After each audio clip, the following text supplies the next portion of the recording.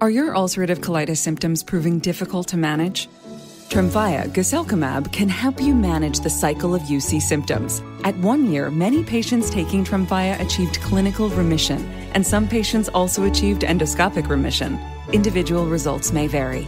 Tremfya is a prescription medicine used to treat adults with moderately to severely active ulcerative colitis. Serious allergic reactions and increased risk of infections may occur. Before treatment, your doctor should check you for infections and TB. Tell your doctor if you have an infection, flu-like symptoms, or if you need a vaccine. Ask your doctor if Tremfya can help you manage the cycle of UC symptoms. Call 1-800-526-7736 to learn more or visit tremfyaradio.com. Over the past several days, 3 females have been found dead. Looks like someone's going after these girls. Then they have to know to watch their backs. Streaming now. You really want what happened to this woman? Happened to you? Exactly why I need to keep going on this. Starring Emmy Award winner Amanda Seyfried. I'm worried about what you're gonna find. So am I. Long Bright River. A limited series. Streaming now. Only on Peacock. agenciadepodcast.com.br.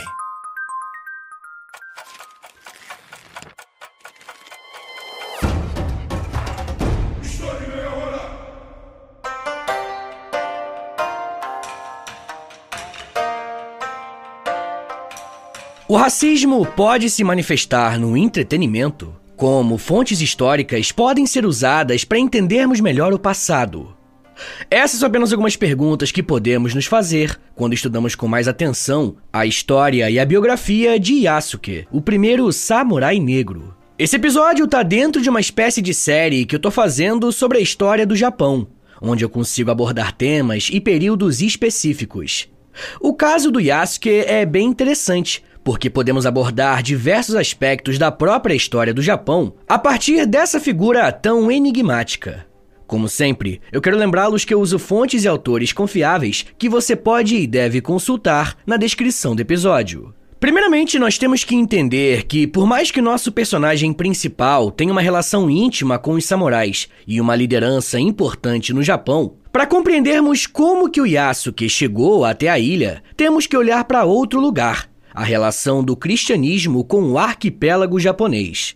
Como eu vou detalhar melhor mais pra frente, o Yasuke desembarcou no Japão como um jesuíta. Logo, entender como que isso foi possível é a tarefa mais importante que temos nesse primeiro momento. Após a Reforma Protestante, a Igreja Católica buscou formas de tentar se adequar a esse novo momento. Uma das instituições criadas foi uma ordem religiosa chamada Companhia de Jesus, que tinha como principal objetivo espalhar a fé católica para os lugares mais distantes possíveis. Os religiosos que faziam parte dessa ordem eram conhecidos como jesuítas e acompanhavam os navegadores nas expedições comerciais que eles faziam. Então não era incomum encontrar jesuítas na costa africana, na Índia, nas Américas e, como veremos, no extremo leste da Ásia.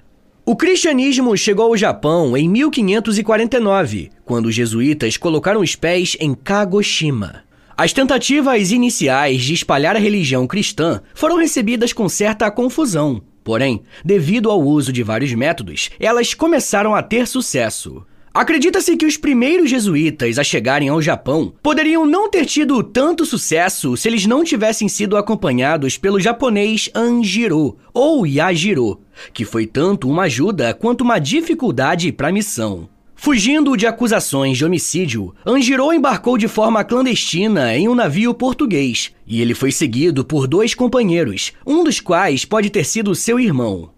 Deixando a terra que ele conhecia por um futuro desconhecido, ele chegou à cidade de Macau, na China, um importante centro de comércio do Império de Portugal. Anjiro aprendeu a língua portuguesa em menos de 1 ano e demonstrou grande interesse no cristianismo. Buscando mais conhecimento, ele e os seus companheiros procuraram informações do famoso apóstolo do Extremo Oriente, o Francisco Xavier, que estava vivendo em Malaca, na Malásia, que na época fazia parte do Império Português. Anjiro impressionou Francisco Xavier com as suas questões, levando o padre jesuíta a escrever o seguinte, abre aspas, "Se todos os japoneses forem tão interessados em aprender quanto Anjiro, Então me parece que esse povo é o mais curioso entre todos os povos que foram descobertos. Fecha aspas. Depois de se encontrarem, Francisco Xavier recomendou que Anjiro e os seus companheiros viajassem para Goa, na Índia, que nessa época também fazia parte do Império de Portugal. O intuito era aprender mais sobre a fé cristã, e foi em Goa que eles se tornaram os primeiros japoneses a se converterem ao cristianismo. Xavier, em seguida, requisitou um relatório sobre o povo japonês para um capitão português, e junto com o jesuíta Cosme de Torres, o missionário Juan Fernandes, um seguidor indiano, e os 3 japoneses convertidos partiram para o Japão, naquilo que seria uma experiência única tanto para os japoneses nativos quanto para os estrangeiros. Francisco Xavier foi um dos fundadores da Companhia de Jesus. Ele foi um dos grandes responsáveis pelos esforços missionários na Índia, na Malásia, Indonésia, Japão e China. Ele acreditava que a mensagem do Evangelho se espalharia de forma muito rápida no Japão. Francisco Xavier defendia a ideia de que o missionário deveria aprender sobre a cultura local, entender a sua língua e treinar pregadores nativos, uma ideia rara no seu tempo. Os portugueses, tendo primeiro alcançado a Índia em 1498, capturaram a cidade de Malaca em 1511. Malaca provou ser uma importante parada para comerciantes viajando do Oceano Índico para o leste, em direção à China e ao Japão. O controle português na região assegurou a Portugal o seu lugar como uma poderosa nação comerciante e colocou dificuldades para as outras nações rivais que procuravam estabelecer bases comerciais na região. Não muito tempo depois de conquistar Malaca, missionários chegaram estabelecendo igrejas e escolas por toda a região e fizeram proselitismo com variados níveis de sucesso. Os japoneses se referiam aos estrangeiros como os Nanbandin, que significava bárbaros do sul. Esse termo foi usado pela primeira vez em 1543, quando um grupo de comerciantes portugueses, viajando a bordo de uma embarcação tradicional chinesa, naufragaram após uma tempestade. À época, esse era um termo um tanto quanto pejorativo. Coincidentemente, o grupo de Francisco Xavier desembarcou no mesmo local que o Anjiro havia partido de sua terra natal, Kagoshima.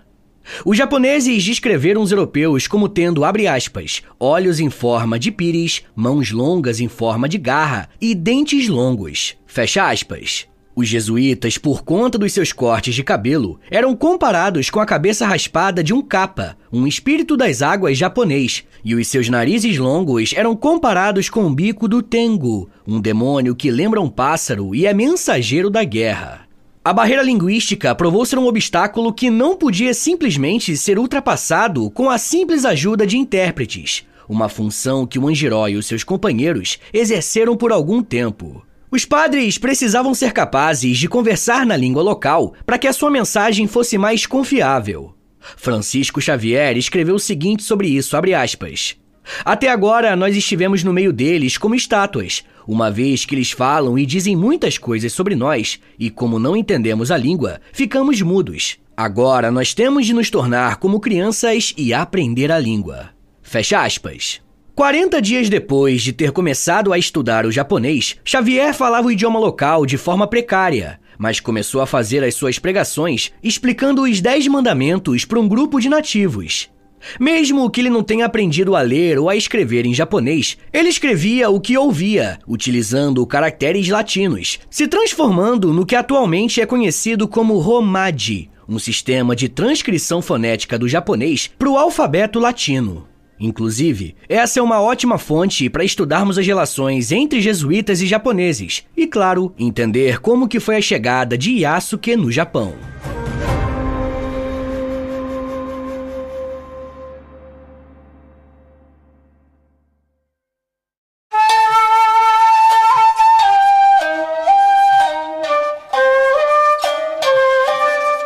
Sempre que tratamos de um episódio biográfico, eu gosto de trazer as origens do personagem, o local que ele nasceu, quem foram seus pais e como que foi o contexto do seu nascimento. Mas, infelizmente, com Yasuke, isso é simplesmente impossível. Não dá pra fazer isso porque, simplesmente, não sabemos quase nada sobre a fase inicial da sua vida. Durante boa parte da sua trajetória, Yasuke era um homem normal, E quando se tornou conhecido, alguns autores começaram a escrever sobre a sua vida pregressa, muitas vezes misturando mitos com traços de verdade. Através desses relatos, aprendemos que, na verdade, o seu nome real era provavelmente Issoufou, um dos nomes mais populares de Moçambique, indicando que, possivelmente, essa seja a sua origem étnica.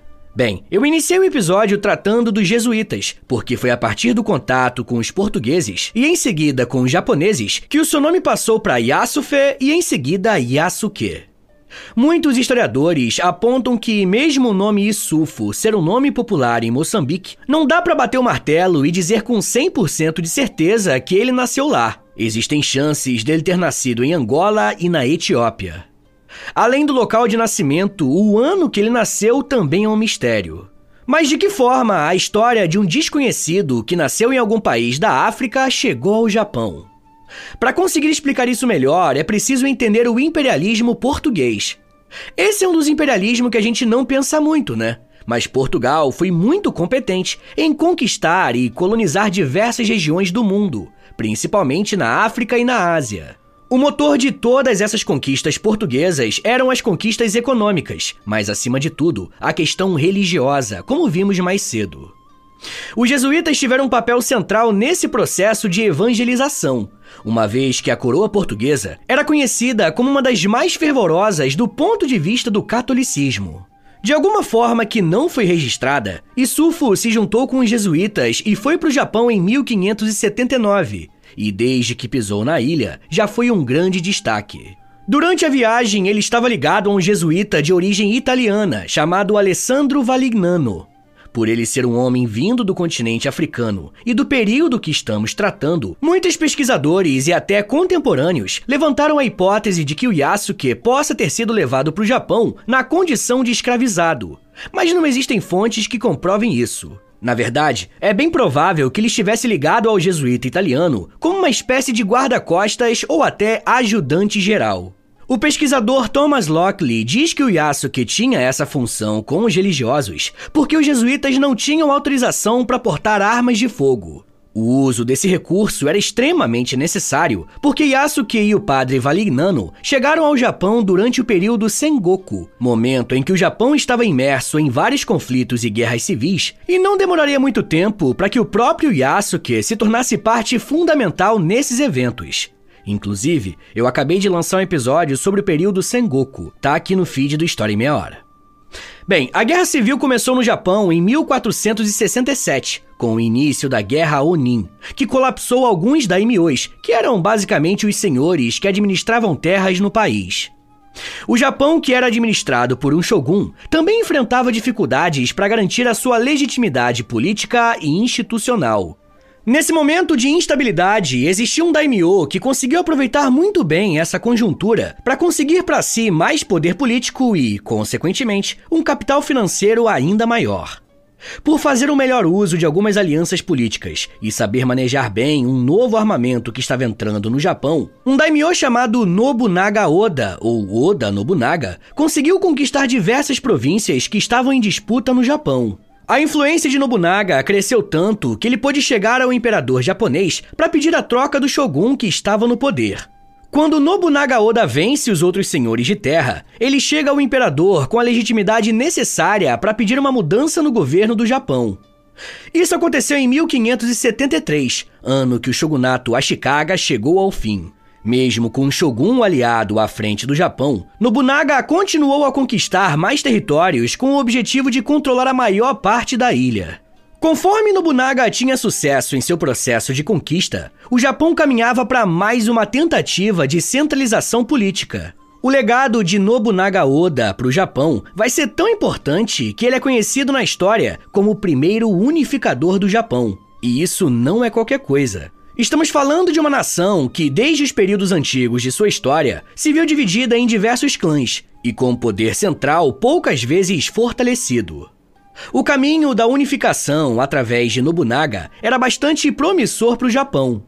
O problema é que isso deu a ele uma série de inimigos. Obviamente, existiam outros interesses envolvidos nessa relação que sairiam extremamente prejudicados com a unificação japonesa em torno de uma figura poderosa. Logo, alguns daimyos tentavam encontrar formas de furar a segurança de Nobunaga para atentarem contra a sua vida. Na verdade, o líder japonês era um cara meio difícil de se lidar. Quem fala isso é um missionário jesuíta português chamado Luiz Frois, que teve a oportunidade de ir para o Japão e ter contato pessoal com Nobunaga. Olha só o que esse missionário falou, abre aspas. Nobunaga não acreditava em vida após a morte, nem em nada que ele não possa ver com seus próprios olhos. Ele faz muitos segredos quanto aos seus planos. É um especialista na arte da guerra. Muito pouco ou nada disposto a aceitar conselho ou admoestação dos seus subordinados. Muito temido e respeitado por todos. De acordo com esse relato, não dá pra ter certeza se ele era realmente respeitado ou a galera só tinha pavor dele mesmo. É claro que ter tantos inimigos assim era um grande risco pro Nobunaga, e isso de fato se mostrou trágico pro líder japonês. Mas antes dessa tragédia se concretizar, foi justamente isso um dos fatores que uniu a sua história com a do Yasuke. Pessoal, eu já quero falar mais sobre como que isso aconteceu e de que maneira a figura do africano vem sendo contestada. Mas me dá um minutinho aí, tá, gente, que daqui a pouco a gente volta e eu falo um pouco mais sobre guerra, aliança, lealdade, treinamento, honra e samurai. Segura aí, que é um minutinho só. It's time for basketball, and Uber Eats is dropping deals on game day favorites to keep you locked in on the action. Like when you're craving a buzzer beater, but also buffalo wings. Or when an upset makes you want to ugly cry into a pizza. And right now, Uber Eats has game day deals from McDonald's, Popeyes, Pizza Hut, Wendy's, and hundreds more local favorites. So you can keep your eyes on the ball and your hands on a hamburger. Order now, only on Uber Eats. Product availability varies by region. See app for details. Este episodio es presentado por Honda. Descubra la nueva Honda Passport Trail Sport Todoterreno. La Passport más todoterreno que Honda haya imaginado jamás. Esta Passport cuenta con mayor altura al suelo, barras de techo en todas sus versiones y neumáticas especialmente diseñados para cualquier terreno. Además, disfruta todos tus viajes con el control de clima de 3 zonas, techo panorámico y opciones como asientos delanteros con calefacción y ventilación. Conoce más en honda.com/Passport.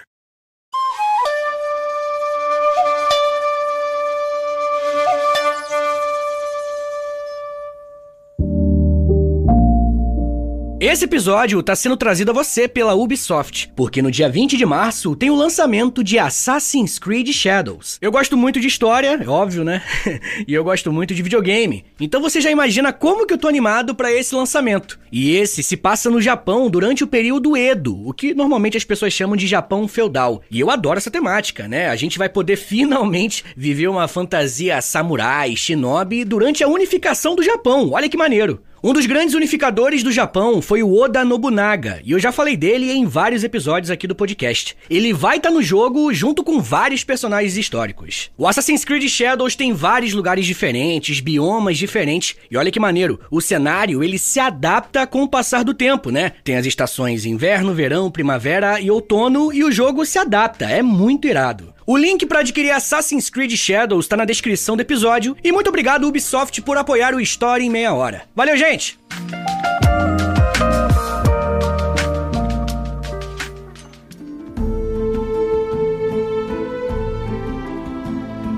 Abre aspas. Aparentando ter 26 ou 27 anos, esse homem parecia robusto e tinha um bom comportamento. Além disso, a sua força formidável superava a de 10 homens. Fecha aspas. As palavras que você acabou de ouvir foram ditas pelo próprio Oda Nobunaga em seu diário, relatando como foi o seu encontro com Yasuke. Como podemos perceber, esse encontro chamou a atenção do líder japonês. Enquanto Yasuke estava ligado ao jesuíta italiano, ele tinha uma atuação ligeiramente limitada. Yasuke cruzou o caminho de Nobunaga pela primeira vez em 1581, quando Valignano solicitou permissão para deixar o país, uma prática comum para a época. Nobunaga ficou fascinado pela cor da pele de Yasuke, que inicialmente acreditou estar coberta de tinta preta.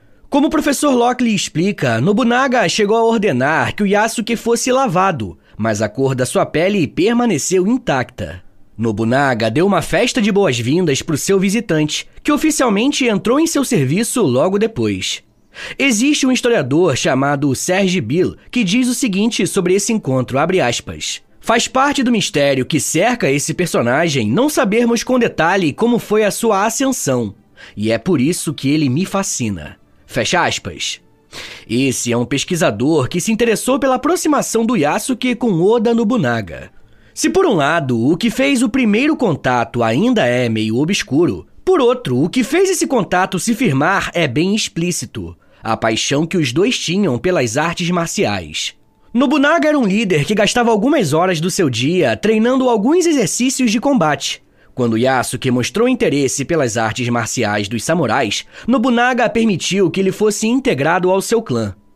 Isso era algo extremamente raro de acontecer, uma vez que para ser um samurai era necessário estar vinculado a um senhor de terras e ser autorizado a usar espadas. Olhando em retrospecto, foi uma estratégia bem interessante por parte do Nobunaga trazer o Yasuke para o seu grupo, e entender isso é bem simples. A altura média dos japoneses do século XVI era de pouco mais de 1,57 m, enquanto Yasuke tinha aproximadamente 1,88 m, de acordo com relatos dos próprios japoneses. Além disso, um amigo samurai chamado Matsudaira relatou em seu diário que, abre aspas, ele era negro e sua pele era como carvão, fecha aspas. É bem provável que os japoneses tivessem pouquíssimo contato com pessoas negras, e esse foi mais um ponto que chamou a atenção. Por esses motivos, Nobunaga faz de Yasuke um guerreiro samurai, e não demorou muito tempo para que ele mostrasse grande habilidade nesse tipo de arte marcial. Nobunaga se afeiçoou tanto com Yasuke que o africano passou a fazer parte do círculo familiar íntimo do líder japonês. De acordo com o historiador Serge Bill, abre aspas, Nobunaga elogiou a força e a estatura de Yasuke, dizendo que ele tinha a força de 10 homens. Fecha aspas. Yasuke foi o primeiro samurai estrangeiro a atuar no Japão, mas após essa concessão, outros também puderam ser aclamados samurais. Ao receber esse título, Yasuke lutou diversas batalhas ao lado de Nobunaga, atuando como um dos seus homens de confiança. No Japão do século XVI, o título de samurai tinha uma relação íntima com uma posição social, além de ser, claro, uma função militar. Porém, o termo samurai era bastante vago e poderia ser tanto um guerreiro quanto alguém que prestava serviço a um senhor ou a outro guerreiro. Em 1581, Nobunaga empregava milhares de samurais. Ainda assim, Yasuke foi o primeiro guerreiro estrangeiro a entrar em suas fileiras. Ele pertencia à pequena comitiva ao redor de Nobunaga, que era provavelmente em torno de 30 a 50 guerreiros, principalmente homens jovens, muitos dos quais eram amantes de Nobunaga também. Tradicionalmente, guerreiros mais velhos como Nobunaga, então com pouco mais de 50 anos, orientavam guerreiros mais jovens e desenvolviam relacionamentos sexuais com eles. Porém, não existe nenhuma evidência que Yasuke e Nobunaga fossem amantes. No momento mais crítico da vida de Nobunaga, Yasuke estava presente. Em 1582, ele e os seus comandados estavam em um templo budista chamado Honnoji, que até hoje está na cidade de Kyoto. Nesse local, Nobunaga Oda e os seus homens foram surpreendidos por um comandante chamado Akechi Mitsuhide. As tropas de Nobunaga já estavam acostumadas a enfrentar adversários em disputas por terras. A grande questão aqui é que Mitsuhide era um general do Nobunaga. Ele estava sendo traído. O ataque foi tão preciso que o Nobunaga ficou sem escapatória e acabou praticando o seppuku. Esse é o nome dado para a prática que os samurais tinham de tirar a sua própria vida com uma espada em seu estômago. Existem algumas razões que motivem essa ação. A primeira delas é respeitar uma simbologia religiosa. Para os samurais, a pureza da alma ficava na região do estômago. Introduzir uma espada nesse órgão seria uma tentativa de manter essa pureza através do suicídio. Bom, mas um outro motivo para essa ação era algo bem mais prático. Ao cometer suicídio, Nobunaga estava evitando se tornar um prisioneiro do seu traidor. Um outro ponto importante do seppuku é que quem finaliza o processo é alguém de confiança daquele que tira a própria vida. Para garantir que a pessoa realmente morra, essa outra pessoa decapita aquele que começou o seppuku com a sua própria espada. Nobunaga passou por essas duas fases e existe uma história muito interessante sobre quem foi essa pessoa que decepou a cabeça do primeiro unificador do Japão. Existe uma grande possibilidade de que quem terminou o serviço foi Yasuke. Assim que o Nobunaga foi morto, Yasuke escapou do templo com a cabeça do seu senhor. Ao proteger os restos mortais de Nobunaga, Yasuke negou a Mitsuhide a chance de tomar a cabeça do seu inimigo e exibi-la como uma forma de estabelecer legitimidade e poder. De acordo com a historiadora Natalia Doan, abre aspas, a razão por trás da traição de Mitsuhide a Nobunaga é um dos grandes mistérios da história japonesa. Há muitas histórias, nem todas historicamente verificáveis, do que poderia ter levado ao incidente Honnouji. Fecha aspas. Não se sabe muito bem sobre o destino de Yasuke após a emboscada. De acordo com Thomas Lockley, ele pode ter sido gravemente ferido e capturado como um dos últimos sobreviventes do círculo interno de Nobunaga. O último registro conhecido de Yasuke o descreve sendo escoltado para uma missão jesuíta pelos guerreiros de Mitsuhide. O que sabemos é que Mitsuhide não executou Yasuke. Alguns historiadores especulam que o inimigo de Nobunaga pode ter poupado a vida de Yasuke para ganhar o apoio dos missionários jesuítas. O general Mitsuhide não tinha aliados e só sobreviveu após o ataque a Nobunaga por alguns dias. No dia 2 de julho, um dos sucessores de Nobunaga, Toyotomi Hideyoshi, derrotou Mitsuhide na Batalha de Yamazaki. Hideyoshi, então, se tornou o segundo grande unificador do Japão, unindo o país inteiro em 1590. Apesar da falta de informações concretas sobre o Yasuke, a vida do samurai inspirou uma série de adaptações na cultura pop. Em 1968, o autor japonês Kuruzu Yoshio publicou Kurosuke, um livro infantil que dramatiza a história do Yasuke. Yasuke também aparece no videogame de 2017, Nioh, que se passa durante o período Sengoku. Em 2019, Chadwick Boseman, talvez mais conhecido por interpretar o super-herói Pantera Negra da Marvel, assinou para interpretar o Yasuke em um filme chamado A Lenda de Yasuke. Infelizmente, o ator faleceu antes do projeto ser concluído, interrompendo o filme. A produção do filme live action pode estar parada, mas isso não impediu que outros criativos oferecessem suas próprias versões de Yasuke. Em abril de 2021, a Netflix lançou o anime Yasuke, com 6 episódios. O anime conta a história de uma versão ficcionada do guerreiro 20 anos após o incidente em Honnouji, enquanto ele luta com robôs gigantes, demônios antigos e outras criaturas malignas. Eu adoro esse anime. E agora, em 2025, enquanto esse episódio vai ao ar, a Ubisoft acaba de lançar um Assassin's Creed sobre o Yasuke, e esse eu vou gastar algumas belas horas da minha vida. Yoshiko Okuyama, especialista em estudos japoneses na Universidade do Havaí, em Hilo, elogia o Yasuke da Netflix por apresentar um herói negro como personagem principal. Referindo-se à falta de diversidade racial em animes, a academia ressalta que as representações de pessoas negras nos primeiros títulos animados eram frequentemente humilhantes, mostrando esses indivíduos com características físicas exageradas. Okuyama fala o seguinte, abre aspas, embora Yasuke seja uma fantasia, a história é extraída de uma história documentada sobre um samurai de pele escura da vida real, no Japão durante o século XVI. Uma história que nem muitos japoneses conheciam. No passado, o anime japonês, assim como as obras de animação americanas, representaram grosseiramente personagens negros por décadas. Já passou a hora deles serem colocados em papéis centrais com características positivas, como movimentadores e agitadores da história, não como ajudantes ou vilões. Fecha aspas. Natalia Doan, enquanto isso, observa que a voz de Yasuke está sempre ausente das adaptações sobre a sua vida. Não se sabe de nenhum documento produzido pelo próprio samurai que tenha sobrevivido até hoje. Mas ela diz, abre aspas, mesmo sem um grande número de fontes históricas sobreviventes, para entendermos a extensão total da atividade ou experiências pessoais do Yasuke, a história do Yasuke é um exemplo do tipo de encontros transnacionais emocionantes e inesperados que ocorrem na história negra e japonesa. Fecha aspas. Todos esses indícios e relatos nos mostram que a cultura pop pode servir como um farol que joga luz a personagens que, anteriormente, foram esquecidos e que merecem mais destaque, como é o caso do samurai africano. Pessoal, eu vou recomendar 3 episódios aqui do podcast, que você pode procurar aí no feed do História em Meia Hora, e eles vão servir de complemento para esse episódio que você acabou de ouvir, beleza? O primeiro episódio se chama História do Japão. O segundo se chama Período Sengoku. E o terceiro se chama Batalha de Sekigahara.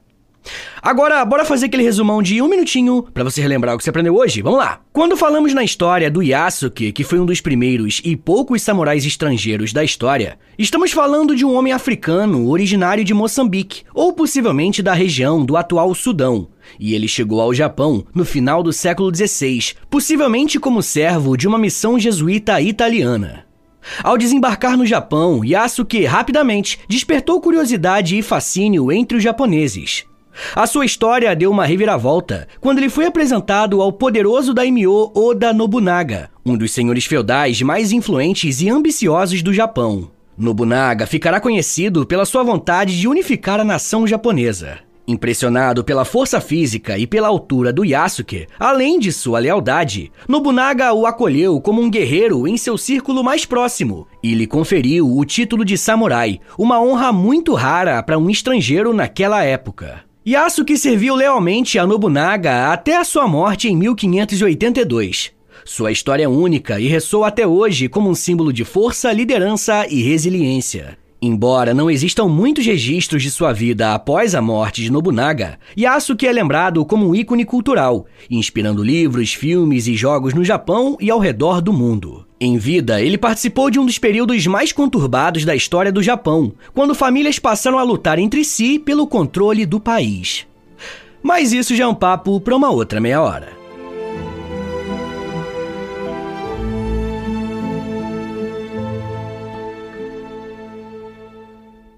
Senhores, muito obrigado por terem ouvido até aqui. Meu nome é Vitor Soares, eu sou professor de História e você acabou de ouvir o História em Meia Hora. Se você quiser ajudar o meu trabalho a continuar rolando e receber conteúdos exclusivos como recompensa, considere assinar a nossa campanha de financiamento coletivo, nosso Apoia-se. É apoia.se/História em Meia Hora, o link tá na descrição também. Com R$10 por mês você recebe episódios exclusivos, já tem quase 200 episódios lá no aplicativo do Apoia-se e toda semana você recebe mais um. Com R$20, além das recompensas anteriores, você também recebe acesso ao nosso Clube do Livro. E com R$30, além das recompensas que eu já falei, você recebe acesso ao meu Close Friends no Instagram, onde eu publico curiosidades históricas todos os dias. Se você tiver alguma dúvida em relação ao apoio, é só falar comigo através do meu e-mail, que também é o meu Pix. Então, se quiser dar uma força, anota aí. É historiaemmeiahora@gmail.com. Eu comecei um canal no YouTube recentemente, o nome é História com Prof. Vitor Soares. Eu tô postando vídeos de história lá, e toda sexta-feira tem um quadro que eu acho que você vai gostar, que é o História em 10 Minutos,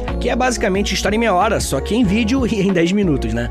Mas além disso, no canal eu faço lives, posto shorts, enfim, eu comecei agora a fazer um monte de coisa no YouTube também. Além disso, eu tenho um podcast de humor chamado Reinaldo Jaqueline, onde eu, Nicolas Queiroz e Príncipe Vidani, a gente apresenta uma espécie de programa de auditório sobre cinema, série, jogo de videogame, enfim, é bem diferente do História em Meia Hora, mas dá uma chance que eu acho que você vai gostar. Eu tenho 2 livros lançados, o primeiro é o livro do História em Meia Hora mesmo, e o segundo é um livro-jogo de história do Brasil chamado O Porão. O link pros dois tá na descrição do episódio. Me siga nas redes sociais, no @Prof. Vitor Soares, pra acompanhar o meu trabalho, mas no dia a dia mesmo, tá bom? Então é isso, gente, muito obrigado, um beijo, até semana que vem! E valeu!